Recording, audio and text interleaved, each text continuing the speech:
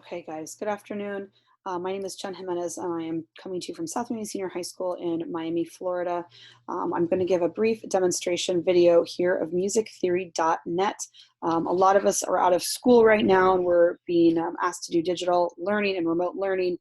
I know our district's platform that they recommended for all music teachers was musictheory.net at the secondary level, and many teachers had not used the platform. So we're going to simply do two videos. One, the first video that is how to assign a customized exercise for your students for an assignment.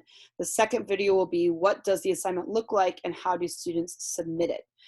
So the first video is going to simply deal with musictheory.net and teaching and creating one exercise for students, and the second one will be what it looks like and how to submit. So the screen you see right now is simply musictheory.net. This is from a computer browser.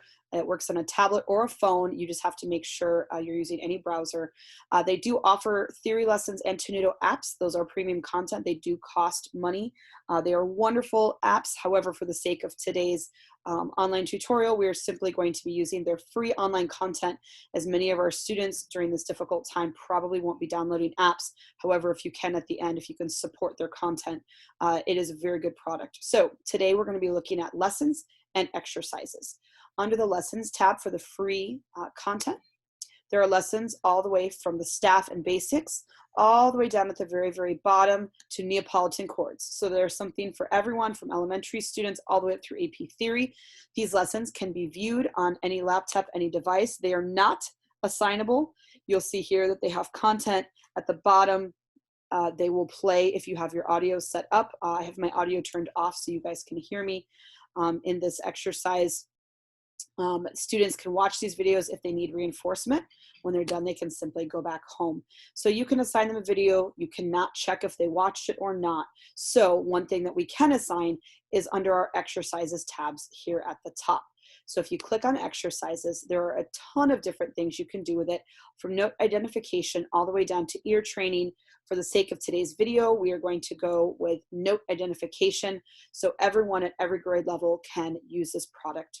So you can see under exercises here, students can play the games themselves, but in order to assign it as a teacher, you need to scroll all the way down to the very, very, very bottom into the gray area where it says for teachers. There are two different things here for us.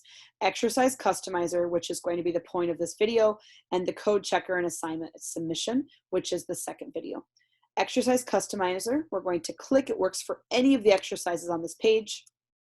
It defaults to the first one, which is note identification. If you use your blue arrow at the top, it will take you through any of the other exercises you want to do. There's guitar, there's keyboard, there's lots of things for many classes. We're going to stick to notes today so it works for everyone. It defaults to our treble clef. If you want to have your kids assessed in only treble clef, leave it alone. You can change the settings. Do not set grand staff unless you're doing piano. It makes it a little bit tough for students. I'm going to check today treble and bass clef. Okay, there's many clefs you can play with. We're going to hit the blue arrow to go back once we've picked whichever clefs we want. The ranges are preset ranges.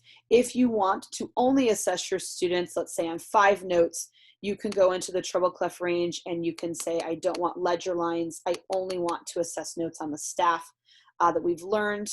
Go back and you do the same thing for bass clef by clicking on bass. And let's say I don't want to have any ledger lines. I want to start with only notes that are here on the staff. Okay, so we're going to make sure those are set properly. Positions, leave it alone. It should default to lines and spaces. Key signatures. Some computers, if you've played with this before, will have all of the key signatures selected. I would highly recommend only picking the key of C so students do not have to worry about key signatures. You should only have it set to the natural sign, which is our C major key signature. Scrolling down further, we have letters defaulted to, note names, defaulted to letters. You can do solfege movable do, solfege fixed do, scale degrees. If for today's exercise, we're going to pretend we're in a beginning band, choir, or elementary classroom, we're going to leave it as our letters and hit the back blue button to get to our note names. Helpers, if you turn the helpers on the right-hand side of the staff, it will actually give the kids the note names. So I would recommend leaving the helpers turned off because in an assignment like this, you want them to try to get the names themselves. Accidentals, I have those turned on. My kids know how to use sharps and flats. They're going to be doing accidentals today. Note filter, I'm going to leave alone. If you want, you can change the settings there and play with it. Leaving alone, next question after audio, the students do not have to click, just leave it set up. The part you want to deal with is to turn on the challenge mode. I've already turned mine on. You're going to click on it. This is where it usually will look like this when you go into it for the first time. Here it'll be set to off. This is where we can assess students with our parameters in a timed setting. Now don't get too worried. They will be able to do it more than one time. But let's pretend I want to do 5 minutes and I want my students to name 20 notes. Now you can go all the way up, I think, to 30 minutes and 100 questions. That's a lot. I would try to do 5 minutes or less and then just make the question amount smaller. You can control the submission if you want it to be 80%. That's up to you, or you just want to give it whatever percentage grade. It will automatically calculate the grade for you, so you don't have to do any work other than to look at the page of what the students got and to put it right in your grade book. So I would just be cautious not assigning 30 minutes and 100 questions. That will get pretty tedious on the students. It's easier for them to do smaller intervals. Once you've decided what you want to do, you go ahead and hit the back arrow again. Once you've verified that all of your settings are how you want them to be, clefs, treble clef ranges, key signatures, at the bottom, once you are done, there is a link here. It's a customizable link. Everybody's link will look different. That has the exact settings that you can email out to your students or send on Edmodo or ClassDojo, whatever platform you use. We will email and text and use WhatsApp at our schools.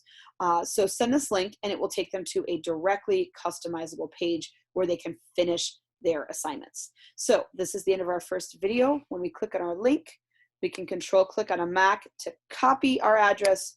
We send it out however we need to with our school platforms.